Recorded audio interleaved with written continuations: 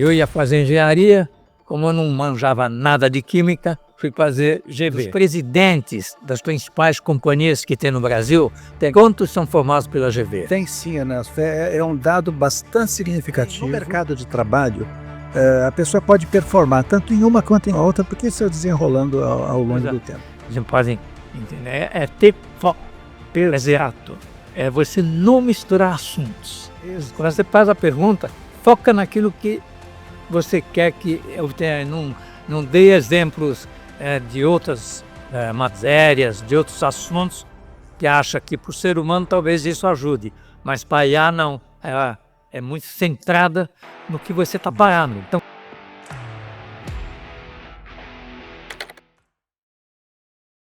boa noite, tudo bem?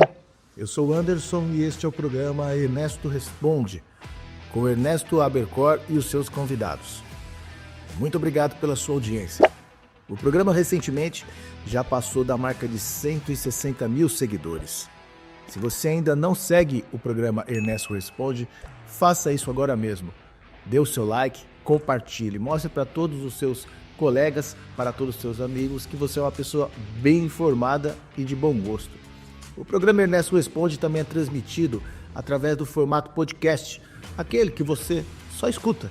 Você pode acompanhar fazendo as suas atividades físicas, dirigindo, fazendo a sua caminhada, de repente até mesmo trabalhando em alguns momentos mais tranquilos na sua rotina de trabalho, porque você vai sempre estar ouvindo informações importantes, inclusive a respeito do seu trabalho.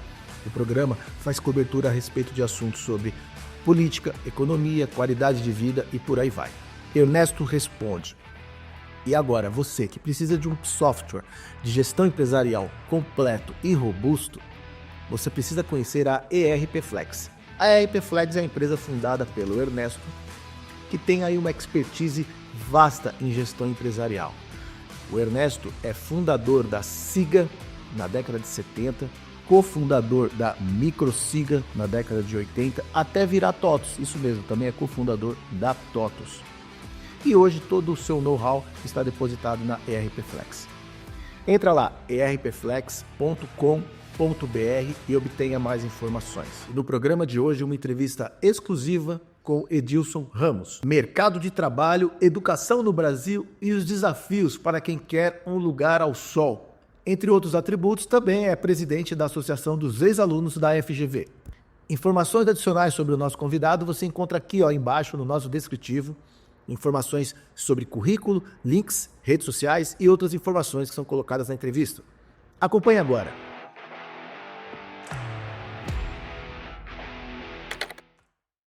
pessoal, hoje eu estou aqui com um ex-colega. Não foi na mesma época, mas estudamos na FGV, na Escola de Administração de Empresas de São Paulo. Eu ainda sou da época da Martins Pontes, ele já pegou a época na 9 de julho, Edilson Ramos, e que hoje é presidente da Associação dos Ex-Alunos da FGV, do qual eu participei em alguns momentos. Estava comentando com ele que até hoje, eu e mais 4 ex-colegas da FGV, a cada 3 meses, religiosamente, a gente se reúne um almoço ou um jantar. Mantemos uma amizade desde aquela época. Coisa boa, me convida para a próxima. Tá, mas como ex-aluno. Bom, vamos começar aqui com essa experiência que você tem como headhunter, de 25 anos. Como é que você entende o mercado de trabalho? Principalmente, eu diria, nessa área de administração de empresas, porque eu sou do começo, né, dessa nova carreira, quer dizer, administração de empresas, a GV, eu fui da terceira turma, no terceiro trimestre. Eu ia fazer engenharia, como eu não manjava nada de química, fui fazer GB. E foi muito gratificante, porque é uma profissão que você tem uma larga abrangência. Então, como é que está o mercado de trabalho? Bem genérico ou mais específico? Quais são, assim, os principais cargos que uma pessoa formada na GV consegue hoje? Vou perguntar, Ernesto, olha, o que acontece é assim, rapaz, a pessoa para performar bem aí no mercado, para estar com a sua empregabilidade em alta e tal, ele precisa ser assim, ele precisa ter uma ideia generalista do que está acontecendo à sua volta, mas é muito importante que ele seja especialista em alguma coisa. Especialista em finanças, especialista em logística, alguma coisa. Então, se ele tem esse perfil em recursos humanos, é muito importante ter esse perfil especializado em alguma coisa, mas com capacidade para opinar de uma forma geral no mercado. Esse perfil mantém a empregabilidade em alta. Que o aluno que se forma na GV, ele começa sempre a ter como foco galgar posições na diretoria. E eu acredito, você tem um percentual, de uma forma assim genérica, dos presidentes das principais companhias que tem no Brasil, quantos são formados pela GV? Tem sim, Ernesto. É um dado bastante significativo. É uma informação pública, publicada inclusive pela própria FGV. De cada 4 CEOs no Brasil, um deles é um ex-aluno que se formou lá na 9 de julho, onde nós estudamos. 25% dos CEO no Brasil são ex-alunos da GV. E os alunos da administração pública, porque explicando aqui para o pessoal, a GV tem exatamente essas duas áreas, a administração de empresas e a administração pública. São bem separadas, né? São, Ernesto, são cursos distintos, porém, no mercado de trabalho, a pessoa pode performar tanto em uma quanto em outra, porque isso é desenrolando ao longo do tempo. Mas nós temos, sim, um número bastante expressivo de ex-alunos performando bastante bem na política. Talvez o mais icônico deles seja o Eduardo Suplicy, senador da República e tudo mais. Mas teve uma coisa muito interessante, faz uns 5, 6 meses, houve a comemoração dos 5 anos do cadastro positivo, né? Que foi idealizado aí pelas empresas de crédito. E isso é uma lei que criou esse cadastro positivo, e o relator desta lei no Congresso Nacional é um ex-aluno de administração pública, Walter Roche. Né? Então, se eu começar a citar aqui, nós vamos desfiar um rosário imenso aqui de pessoas, de ex-alunos que estão na área pública, performando e atuando com bastante representatividade. E na política, a gente tem algum nome importante na política que se formou na GV? O atual governador de Minas, Romeu Zema, é ex-aluno de graduação em administração. Ele é um dos exemplos bastante significativo hoje. E as empresas? Quer dizer, é uma disciplina, não vou dizer hoje nova, mas relativamente nova, né? Quer dizer, realmente antes da GV não existia assim, uma faculdade de administração. Tinha administração de negócio e tal, mas foi naquela época, na década de 60, que começou com isso. Então, as empresas contratavam engenheiros, principalmente, para exercer funções administrativas. Como é que as empresas procuram hoje realmente esse pessoal? Quais que são os requisitos que elas buscam numa pessoa para ocupar uma posição de diretoria? Só aí a coisa é muito segmentada mesmo, né? Porque o que acontece hoje, um diretor, por exemplo, ele atua numa empresa com muito menos apoio, muito menos staff do que há 15 ou 20 anos atrás. Então essa pessoa, primeiro ele tem que conhecer muito profundamente aquele tema e ele tem que dominar bastante bem as ferramentas de tecnologia, porque ele não tem mais aquele staff. A secretária, o assistente disso, daquilo, ele não tem o apoio dele. Ele pode até ter algum assistente, mas o cara está lá em Singapura, por exemplo, está no Canadá. Não existe mais aquela coisa de todos estarem ao alcance da mão, né? Então o profissional ele precisa estar pronto para isso, porque é esse o perfil que as empresas vão buscar. Não adianta mais só ter a pessoa com a capacidade operacional dele com uma equipe. Tem que ter a capacidade operacional dele com as ferramentas de tecnologia que hoje estão disponíveis no mercado. Não envolve programação, né? Quer dizer, ele não necessita conhecer programação. Não. Mas é incrível, pessoal, como hoje, com todo esse processo de automação, desde um simples pagamento numa loja. Isso está acontecendo. Eu fui pagar um negócio numa loja, está tão assim, não, senha, não sei o quê, bem complicado. E quando você também entra na internet, as coisas não são tão mais simples. Então esse conhecimento realmente é muito importante para uma pessoa que vai ocupar a gestão da empresa, mesmo porque ele provavelmente vai introduzir na empresa que ele está cada vez mais esses recursos de automação. Exatamente. Inteligência artificial hoje em dia é uma coisa que está permeando todas as reuniões em empresas. Aí esse tema está presente, viu, Ernesto? Fala um pouquinho sobre inteligência artificial, porque a gente tem tratado aqui nesse programa, quase todos eles, falando um pouco disso. Está certo que ela hoje responde a perguntas sobre qualquer tema, ela está ajudando aí na gestão das empresas em alguns momentos, mas, na sua opinião, o que realmente positivo a IA vai nos oferecer? Olha, essa pergunta é muito difícil, viu, de responder, que você fez, viu? Mas sabe o que é que a gente percebe, Ernesto? É assim, esse tema, muito pouca gente domina esse tema, mas uma realidade é fato. Existe, de fato, a inteligência artificial em todos os setores. E o que nós percebemos é o seguinte, Ernesto, essa é uma janela de oportunidades muito importante para os executivos senior. Porque o que ocorre ali com a inteligência artificial? Dependendo da forma como a pessoa faz a pergunta, vem a resposta. Então, o profissional com mais vivência, os mais velhos, tem mais condições de elaborar perguntas mais assertivas, de escrever melhor do que um jovem. Porque o jovenzinho, que ele tem capacidade também, mas é muito diferente. Né? Quando eu oriento profissionais mais velhos que ficam preocupados, né? Poxa, Edilson, eu estou com 50 anos, tem pessoal de 30 aí, que já está comendo meus calcanhares aqui. Aí eu pego e falo, meu amigo, o negócio é isso.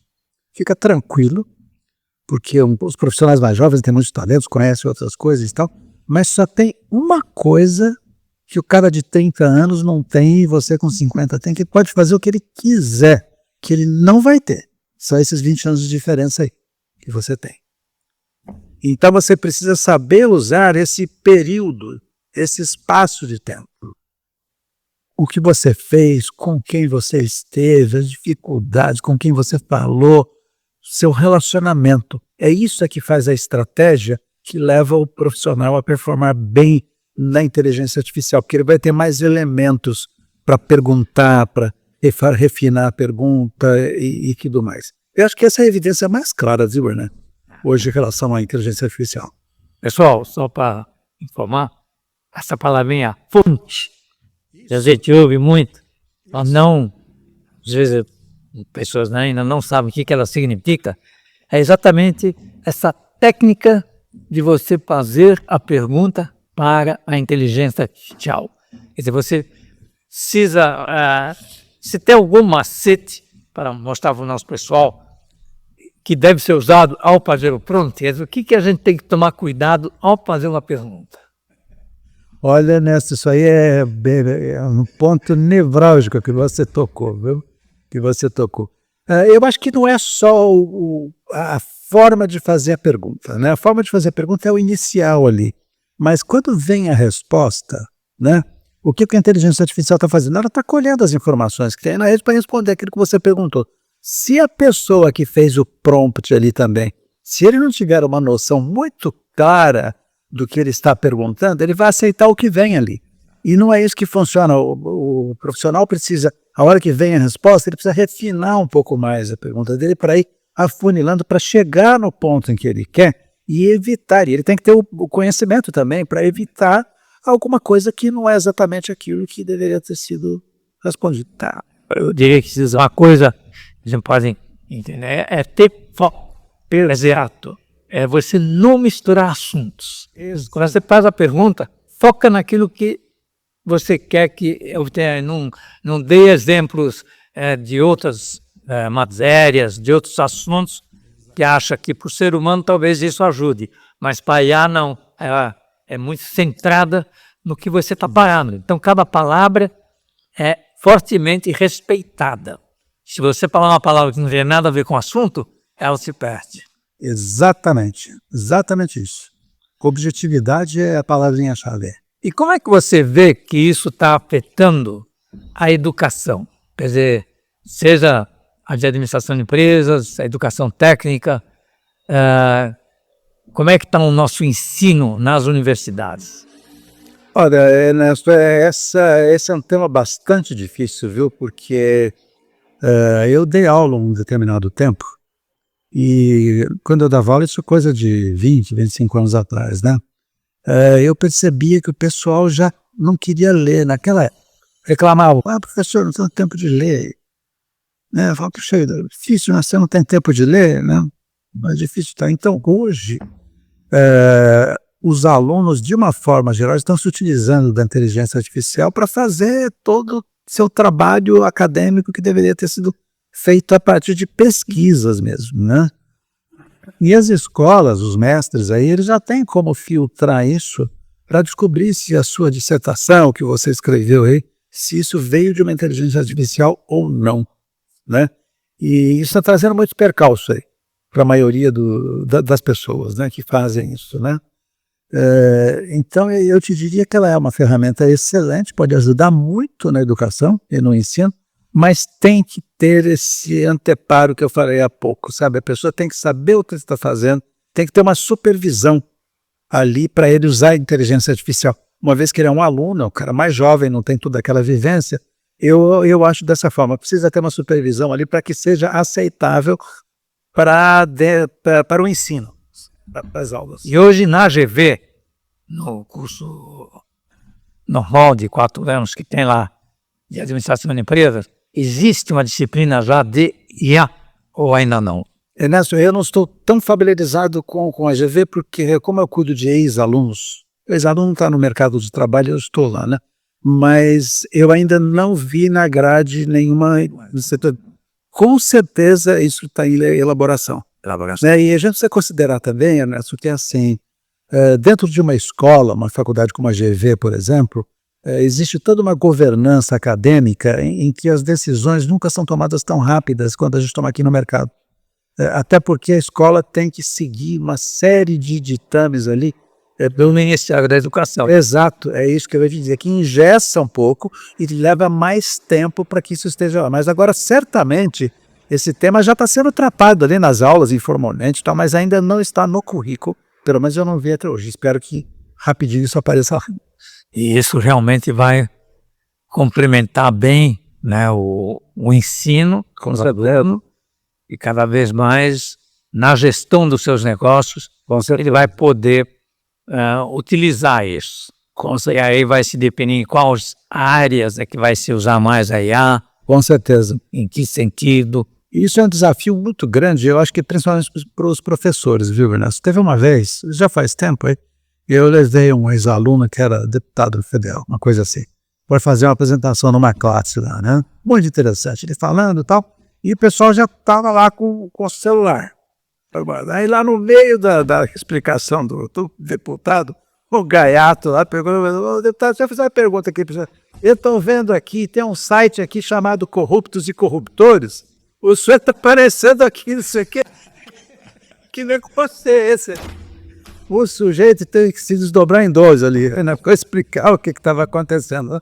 Agora você imagina com a inteligência artificial, que oferece muito mais informações, muito rápido, também ao celular ali, a vítima que está dando aula ali tem que estar muito pronta, meu amigo, né? Então talvez por isso que as escolas também devem estar preparando melhor, tem que ter um anteparo ali, porque está virando um tiroteio aquilo, né? Além dessas novidades no ensino, né? Como é que você está vendo a educação à distância? Quer dizer, ela realmente está evoluindo e a qualidade está se mantendo, porque ela não consegue aquela presença, né, do professor com o aluno, ele fazer uma pergunta e ter a resposta no ato. Como é que você vê essa educação via EAD, a educação à distância? Esse é um tema bastante polêmico, porque os mais tradicionais, principalmente quem cursou as escolas de primeira linha, normalmente não gostam muito disso, né?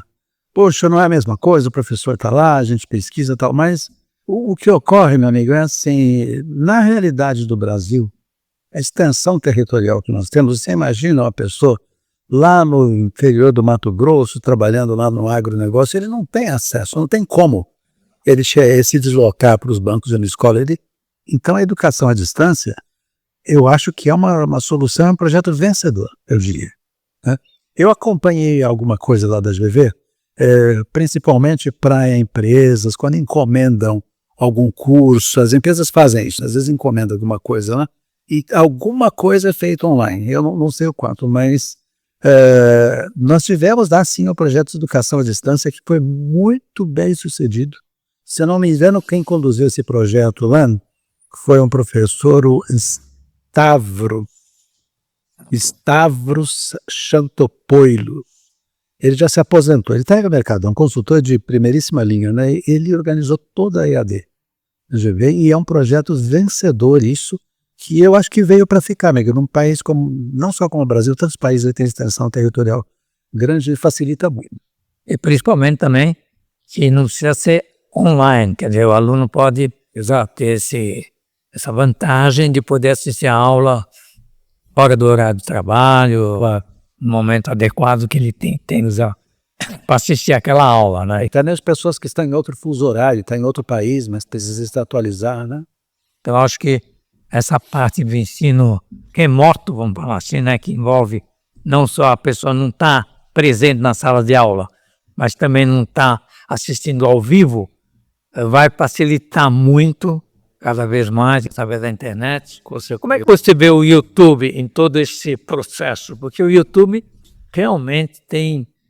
Estamos no YouTube aqui, né? Claro. E realmente eu acho que cada vez mais tem um material muito rico, ainda não está muito organizado, quer dizer, ali no YouTube aqui tem vídeos sobre todos os assuntos, mas não tem ainda assim uma formação mais organizada. Precisaria ter uma curadoria, né, para que isso fosse desalencado de uma outra forma, mas o YouTube é uma ferramenta fantástica, né? Ali você encontra de tudo, claro, a pessoa precisa ter o bom senso também de selecionar, né? Tudo que está na internet tem isso, mas eu vejo, há entrevistas minhas, que eu dei em 2011, que ainda estão lá, ainda aparece até hoje alguém, eu subi uma entrevista sua aqui e tal, quando é que você vai fazer? Aí quando eu vou ver, eu falo, caramba, é aquela lá de 2011. Então isso é uma vantagem assim, imensa que essa ferramenta proporciona, né, que a informação fica ali ad eternum, acho que eu posso usar.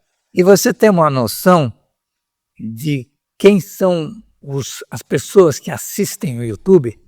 Porque eu tenho feito assim, uma pesquisa leve, principalmente com relação a esse programa que nós estamos tendo, do Ernesto Responde. A gente está com uma audiência muito boa, tal, mas não vou dizer que poderia ser melhor, mas eu vejo assim que ainda é um público seleto, né, de pessoas mais velhas, pessoas mais conhecedoras, assim. Eu acho que o YouTube ele poderia se propagar muito mais, principalmente entre a população mais carente, porque é uma forma gratuita da pessoa aprender um monte de coisas. O governo deveria talvez fazer algum incentivo, né? Divulgar de uma forma organizada todo esse conteúdo que está lá, e o próprio YouTube talvez poderia também organizar melhor, porque quando você entra no YouTube, aparece um monte de vídeos, inclusive dos mais diversos assuntos. Então, se a pessoa quiser seguir uma carreira, entre aspas, só estudando pelo YouTube, ela ainda hoje não tem uma orientação muito forte. Não tem, né? Só quem acaba aproveitando melhor isso aí são aquelas pessoas mais seletivas e que têm uma condição melhor de discernimento, que é o discernimento avançado. Que, como você bem colocou, tem de tudo ali. E você precisa ter capacidade, tem que ter um senso crítico bem desenvolvido para você selecionar o que de fato interessa e o que tem relevância. E você tem toda a razão, é um acervo fantástico que tem ali. Agora, eu acho que o maior desafio do YouTube é competir, viu, Ernesto, com os vídeos curtos, que a maioria da população, as pessoas que têm até menos acesso à informação, preferem a informação curtinha, né?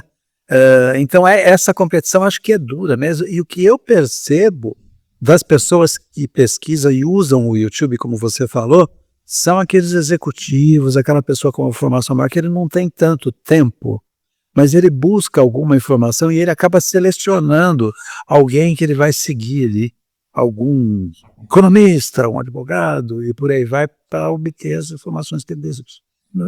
Mas eu acho que isso vai evoluir, Com certeza. cada vez mais eles vão organizar tudo isso, Com certeza. e eu acredito também que seria interessante uma entidade brasileira, de alguma forma, ter acesso a essa organização do conteúdo, né? Porque como o YouTube é uma coisa americana, então eles é que dominam todo o processo de colocação dos vídeos lá. Se bem que aquele processo de você selecionar o assunto já é bem... ajuda muito. E você também é presidente, você é presidente da Associação dos Ex-Alunos. Como é que são feitas as reuniões? Porque eu, por exemplo, sou ex-aluno, não tenho recebido nenhum convite assim, mais um jantar, uma comemoração. Como é que funciona isso? Eu sei porque que você não está recebendo os convites, viu? Nós convidamos as pessoas pela internet, pelo e-mail, enfim, pelas ferramentas da internet. Quando a pessoa não responde por 3 vezes o comunicado, a gente para de mandar, porque a gente acha que está incomodando. Entendeu? Então, já que você manifestou o interesse de voltar a ter, já vou te incluir, você vai voltar a receber aí. Ernesto, nós organizamos um happy hour mensal. Mensal? Mensal desse. Isso eu comecei organizando no meu escritório, quando eu tinha o escritório de recrutamento e seleção, depois eu levei para a Associação dos Ex-Alunos. Faz 20 anos, Ernesto, que organiza um happy hour que ocorre toda primeira terça-feira de cada mês. Tenho certeza que muitos ex-alunos da GV nos ouvem, eu estudei lá, divulgo muito entre eles, poucos sabem desse papo. Vou, velho. Exato. Tem que pagar? Não tem que pagar É nada. gratuito, pessoal. Só paga o que consumir lá no local. Fazemos esse trabalho para bom aí para os 11 alunos. Né? Hoje ele ocorre na rua Bela Sintra, Nossa, número 1579, para Bela Sintra. 159. 1579. É perto de qual travessa? É perto da esquina da Alameda Franca. Quase a esquina da Alameda. Perto lá do Dante. Pertinho do Dante Alighieri. Isso mesmo. É um happy hour que ele é aberto, não é exclusivo dos ex-alunos, é patrocinado pela Associação dos Ex-Alunos da GV, em conjunto com a Associação dos Ex-Alunos da Universidade de Thunderbird, no Arizona. Tem muito brasileiro que fez Thunderbird, viu, Ernesto? Que é uma escola de negócios. Ela está entre as top 10 de negócios lá no Arizona. Prestigiam muito esse happy hour. Né, quando nós juntamos o happy hour, o meu sócio, Pedro Carvalho, é o Chapter Leader Brasil, da Universidade de Thunderbird aqui no Brasil, né? E nós já tivemos, inclusive, ex-governadores do estado do Arizona, que são ex-alunos de Thunderbird, que vieram para o happy hour. Então, é um happy hour. Nós temos um bordão lá, viu, Ernesto, na Associação dos Ex-Alunos, que nós dizemos o seguinte, olha, networking não tem cerca. Conceito de networking não é fechar. Conceito de networking é abrir. Então, o que ocorre? Todas as atividades que nós fazemos na Associação dos Ex-Alunos, é patrocinada pela associação, são os ex-alunos que estão envolvidos ali, mas qualquer um, seja de qualquer origem acadêmica, desde que esteja interessado em progresso profissional e desenvolver novos negócios, conhecer novos colegas, são muito bem-vindos. E isso é num prédio pronto? Quer dizer, não temos mais sede física, viu, Ernesto? Porque o que acontecia? Não ia ninguém na sede. tá. A nossa sede não ia. A cidade também é muito grande, né? O deslocamento na cidade é muito complicado. E as pessoas iam nos eventos que a gente fazia, happy hour, jantares, né? Nós organizávamos também jantares todas as últimas segundas-feiras do mês. Paramos na pandemia, devemos voltar agora em janeiro. Janeiro, fevereiro, devemos voltar com jantares mensais. Também nesse local, na Bela Sintra. Não, era num restaurante ali no... Não, mas agora quando vai voltar? Temos algumas alternativas aí, porque com a pandemia também muitos locais fecharam, não disponibilizaram mais os ambientes muito grandes e por aí vai. Mas nós fazíamos esses jantares também. Mas a cada 15 dias a gente faz alguma live com temas de interesse geral. Né? Puxa, é difícil chegar numa cadeira de conselho. Poxa, por que a Rádio Hunter não me liga mais? Como é que eu faço para manter minha empregabilidade em alta? E por aí vai. Sempre levamos alguém para falar alguma coisa, né? Então nós temos essas atividades aí sempre em prol de aumentar a empregabilidade das pessoas e gerar novos negócios para quem é empresário, empreendedor e por aí vai, né? Isso na Bela Cinta, está aqui inclusive embaixo. Isso é o Capial. Eu vou te mandar o convite, depois você divulga mais aí para o pessoal, né? Mas nós divulgamos através das mídias sociais e tudo mais, né? É bem divulgado. E tem na reunião, e aí tem também palestras assim, específicas sobre esses temas que você falou. As palestras são feitas pelas lives a cada 15 dias. Nós sempre trazemos alguém que conhece um determinado assunto e aquela pessoa vai falar. Sempre ligado à empregabilidade, geração de negócios, novidade, hidrogênio verde, por exemplo, cadeia de logística, inteligência artificial, por aí vai. E a pessoa pode ir lá também, já estou perguntando agora, Claro, tem interesse. claro. Mas, por exemplo, vamos supor, eu posso ir lá, chegar e fazer uma palestra de 15 minutos sobre, por exemplo, o Reflex. Pode, claro, claro. Porque a maior parte das pessoas que estão lá, ou todos devem ser empresários. Né? Claro, nós vamos tratar desse assunto. Nós temos 2 outras atividades, viu, Vanessa? Porque acontece assim, nossa associação dos ex-alunos ela é muito aberta para alguém que tenha uma ideia que queira começar um negócio. Nós temos todo o apoio de divulgar, incentivar, e aí a pessoa vai embora com o negócio dela, né? Vai crescendo. Temos muitos exemplos assim, né? Mas nós temos uma atividade lá chamada Premier Network. É destinada a pequenos empresários. É uma reunião quinzenal, ocorre às sextas-feiras, onde reunimos pequenos empresários e temos uma metodologia onde cada um se apresenta rapidamente e um deles faz uma exposição pormenorizada da sua atividade comercial. E ele recebe recomendações. Poxa, olha, eu tenho uma pessoa que eu posso recomendar. Olha, eu conheço uma empresa que pode precisar do que você está falando e tal. Isso tem transformado profundamente a vida de pequenos empresários, a conseguirem mais clientes. É uma metodologia muito interessante. Eu vou te convidar para você ir um dia conhecer. As reuniões são quinzenais e nós já temos 2 grupos. Né? Nós, assim, quando nós juntamos 50 pessoas, né, 50 empresários. A hora que deu 50, a gente encerra aquele grupo e abre outro. Temos 2 grupos, já estamos abrindo o 3º grupo. Então, como é que a pessoa pode participar dessas reuniões? Precisa ser aluno, ex-aluno de alguma faculdade de administração?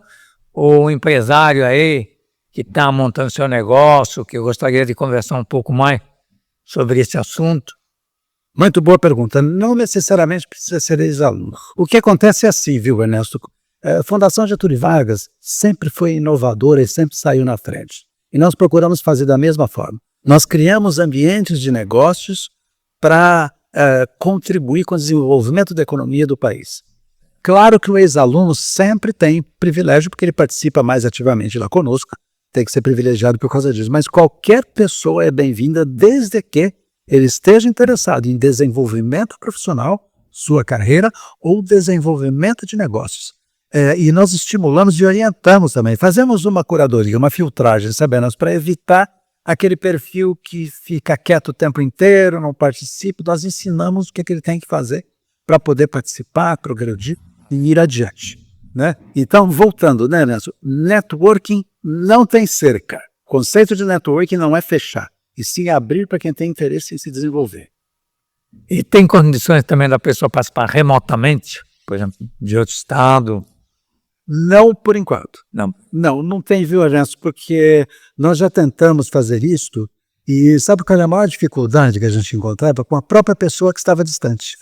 Que ela atendia um telefone, ela olhava outra coisa, ficava ali do lado tal, e nós não conseguíamos botar um freio naquilo lá, né? Então nós falamos, por enquanto vamos continuar fazendo aqui pessoalmente, mais para frente nós vamos desenvolver uma forma de fazer mais. E você também é conselheiro empresarial. Exato. A carreira evoluiu por esse lado aí, viu, Ernesto, nos últimos tempos. Eu atuei muito em empresas, tive meu próprio escritório, né? E acontece o seguinte, viu, Ernesto, o que eu percebi há algum tempo atrás é que hoje as empresas de pequeno e médio porte, elas sofrem uma pressão do mercado muito grande para demonstrar uma governança mais clara. Ter um conselho consultivo, por exemplo, né? Isso é muito importante hoje. As empresas que não formam os seus conselhos começam a ter dificuldade até de obtenção de créditos, viu, Ernesto, no mercado. Né? Se você não tem uma governança mais clara e tudo mais. Eu comparo isso, mercado, Ernesto, com a mesma coisa que aconteceu há 35 anos atrás, quando começaram a chegar os processos de qualidade. Você se lembra? Isso. E as congêneres. As empresas que não adotaram nenhum processo de qualidade foram sendo empurradas para a periferia do mercado, perdiam clientes e deixavam de fornecer. Hoje é comum. Todo mundo tem sistema de qualidade. A mesma coisa existe no que diz respeito a conselho. É a mesma pressão. Os principais clientes, as multinacionais, principalmente as europeias, já exigem de toda a sua cadeia de fornecedor. Olha, você precisa se enquadrar aqui nesses ditames aqui de ESG, por exemplo. Você tem que ter um conselho aí para te ajudar a fazer isso. Né? Nós temos colegas que são ex-alunos, que são presidentes de empresa, que já me relataram isso. Quando eu disse, eu tive que cortar fornecedor aqui, cara. Porque o sujeito não tinha um conselho lá. Então, o que ocorre, né, Ernesto? Essa é a grande janela de oportunidades para o executivo sênior. Aquele cara com mais de 50 anos, que se ele perder o emprego, é difícil arrumar outra cadeira. Né? Eu comparo isso com aquela brincadeira de crianças, viu, Ernesto? Que a gente conhece 8 cadeiras e 9 crianças andando ali em volta e uma música tocando. A hora que para a música, todo mundo tem que sentar, alguém fica aqui em pé. Um fica em pé. A vida do executivo é exatamente assim. Né? Agora, é muito interessante, viu, Ernesto, porque quando se fala em conselho, nós sempre lembramos da Bolsa de Valores, as empresas que estão em bolsa, que têm os seus conselhos regulamentados por lei e têm que ter conselho. São muito poucas no Brasil. São 600 empresas listadas em bolsa. 250 delas são estritamente familiares, que não se abrem para o mercado, é só família. E as outras 350, tudo bem, se abrem para o mercado, mas são muito poucas vagas de conselho que tem. E por outro lado, meu amigo, você sabe quantas empresas existem no Brasil que faturam mais de 100 milhões de reais por ano e que não estão listadas em bolsa? 38 mil. Pouquíssimas têm conselho. Então é ali que tem a grande janela de oportunidades para executivos sêniores. E que essas empresas estão sendo impelidas, às vezes, pelo mercado para terem seus conselhos. Então, fruto disso aí, viu, Ernesto, nos últimos 2 anos, eu criei um curso de formação de conselheiros. Um programa que chama-se ACP, Advisory Council Team, que forma conselheiros para atender esse modelo de empresas. Aquelas que não estão listadas em bolsa, principalmente as médias empresas, né, que é a maioria delas aí. Que é uma excelente oportunidade para os executivos sêniores. E aí a reunião é normalmente mensal também? Que nem no curso de formação? Não. Uma vez que a pessoa se formou, então ela já tem condições de ser um conselheiro, aí ela vai fazer parte do conselho de uma determinada empresa. Essas reuniões normalmente são mensais, como é no caso da SA. Vamos dar um passinho atrás. A pessoa faz o meu curso de formação de conselheiros. Depois que ele fez o curso, durante 1 ano, ele participa de uma reunião semanal, junto com outros ex-alunos, onde vai ser discutidas as oportunidades de mercado, buscar o que está acontecendo para pleitear uma cadeira em conselho. Então nós temos um diferencial imenso. E respondendo diretamente à sua pergunta, normalmente as reuniões de conselho ocorrem 1 vez por mês, reuniões de 1h30 a 2 horas. Normalmente. Dependendo do projeto, pode ser um pouco mais ou um pouco menos. Né? E o conselheiro é remunerado através de um contrato de prestação de serviço que ele vai ter lá. Normalmente é assim que funciona. Quando me ofereceram, no caso a TOTOS, abriu o capital, né? Eu fui conselheiro. Sabe qual foi o grande problema? Qual? Só se reunir 1 vez por mês. Aí eu tenho que ficar o resto do tempo em casa. Aí eu falei, não dá. Eu abri a Retroflex. Agora, existem conselheiros que têm tanta participação em conselhos de várias empresas que ele realmente consegue trabalhar os 30 dias do mês, ou pelo menos os 20 dias úteis do mês. Isso aqui é uma coisa, pessoal, que quando você chega numa certa idade, você deixa de trabalhar. que é uma coisa que eu não acho legal. Eu acho que a gente devia trabalhar até 90, 100 anos. Concordo plenamente. E realmente o trabalho para pessoas que já têm uma experiência, que já foram presidentes de empresa, então, depois dos 60 anos, é o trabalho de conselheiro. É um trabalho muito legal. Isso mesmo. Mas, normalmente, a pessoa que é conselheiro só participa de 1 ou 2 conselhos. E aí ela fica 20 dias em casa. Isso não é legal. Ernesto, o que ocorre é o seguinte, a reunião de conselho, o conselheiro está ali, para quê que o conselheiro está ali? Para provocar, para recomendar, para sugerir. Mas acontece o seguinte, viu, Ernesto, ele além de fazer isso, ele tem que dar um passinho mais adiante, pegar na mão ali da empresa e recomendar fornecedor, um benchmarking, alguma coisa. Então, o que ocorre? O conselheiro, quando ele sai da reunião, ele sai com uma lição de casa que ele tem que fazer, que ele vai ocupar muito tempo dele ao longo das semanas e dos próximos dias. Que ele vai pesquisar, ele vai orientar e por aí. É um trabalho bem autônomo, né? Exatamente. Ele vai se virar sozinho. Exatamente. E olha, o pessoal que se dedica mesmo acaba tendo um assistente para ajudar a pesquisar, levantar informações e tudo mais. E o que nós recomendamos, viu, Ernesto, é assim, na minha opinião, no máximo 3 conselhos dá para a pessoa atuar bem, porque ele não só vai participar das reuniões, como ele vai ter que produzir alguma coisa para a próxima. Né? E outra coisa, né, Ernesto, o trabalho dele não vai ser tanto de operação, é mais de fosfato. Né? Então ele tem que analisar, ele tem que estar tranquilo, ele tem que ter lá o período de ócio criativo dele também, para ele poder elaborar com primazia as coisas dele, senão não vai dar certo. E olha, viu, Ernesto, você sabe que já correu aí no Congresso Nacional, não foi para frente, sabe, uma lei que previa que conselheiro não podia ser conselheiro de mais que 2 empresas. Isso parou. Uma lei de, isso parou lá. Mas esse movimento já existe, né? E assim, o pessoal bem sucedido aí em conselhos que eu conheço, estou no máximo em 3 empresas. Eu conheço tenho um colega que está em 5 conselhos, mas ele é um especialista muito refinado na área bancária, então é diferente porque não muda tanto que ele tem que aconselhar de um para outro, ele aconselha 5 bancos aí, né?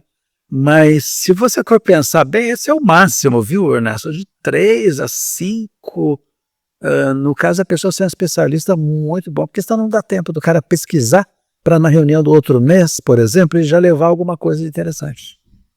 E um outro ponto, já que você está explicando detalhadamente essa função de conselheiro,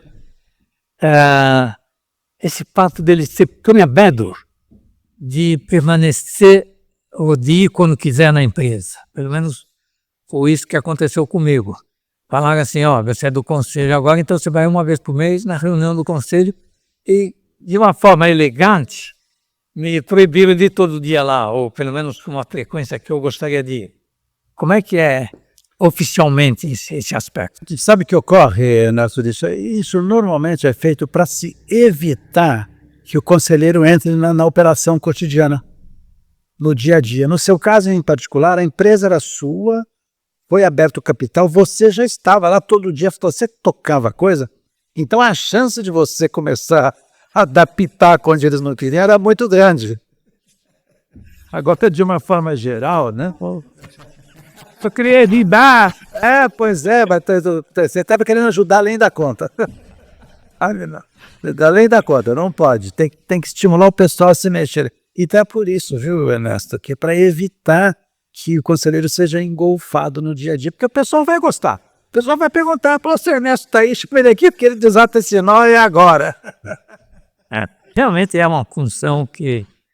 Mas por isso que eu pensei em a pessoa poder ser conselheiro de mais empresa, mas sem dúvida que ele vai ter que se ocupar a conhecer, estudar. Sim. E isso é um pouco difícil também, às vezes, fazer distante da empresa. Sim.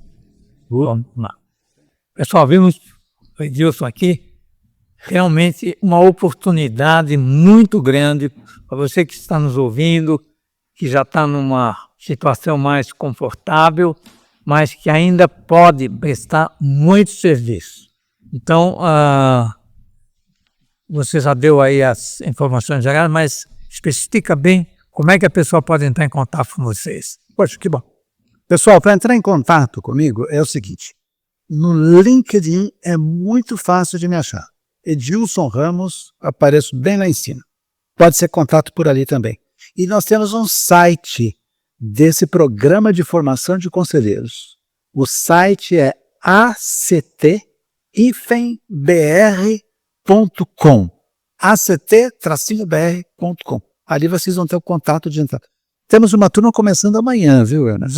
Começando amanhã, já está completa. Eu acho que tinha uma cadeira vaga ainda. Mas as próximas estão vindo por aí, pessoal. Podem se inscrever lá, sem compromisso nenhum. Entra lá, faz uma pré-reserva, marque um dia para conversar comigo, que eu explico em detalhes.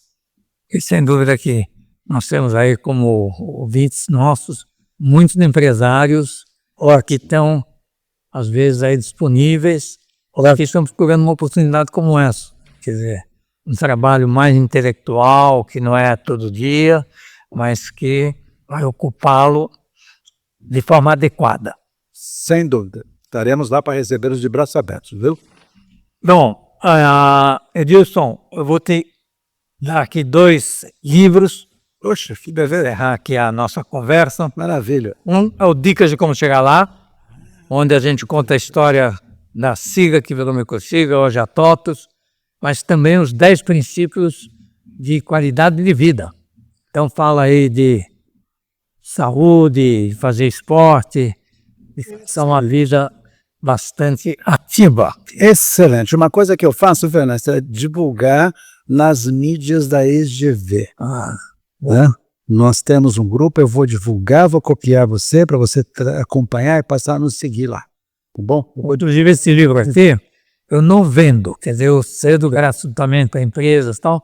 Aí você pode colocar que a pessoa manda um e-mail para mim, o endereço, eu mando entregar no endereço. Excelente. Conta comigo. E o outro livro é sobre a cidade de São Paulo. Meu pai era fotógrafo, então ele fez fotos de São Paulo, Rio, Santos, da década de 50 e 60. Então é bem interessante aí que aparecem os prédios naquela época, que hoje mudou bastante, né? São Paulo hoje é um prédio em cada esquina. Poxa, que beleza, Enas. Muito obrigado. Vou divulgar também isso aqui. Importante o pessoal saber. Werner Haberkorn. Werner Haberkorn. Muito bom. Ele era Fotolabor. Muito obrigado. O Fotolabor, me lembro desse nome aí de muito tempo atrás. É porque só existiam 2 empresas que faziam postais da cidade de São Paulo naquela época. Hoje tem mais, mas naquela época só tem essa. Muito obrigado, viu? Obrigado por a oportunidade de estar aqui. Sempre muito bom. Eu agradeço e sem dúvida foi muito rica em termos de informação, principalmente para o nosso ouvinte, que é aquela pessoa que mexe com empresas que são administradores, vamos dizer assim. Muito bom. Muito obrigado. Falou.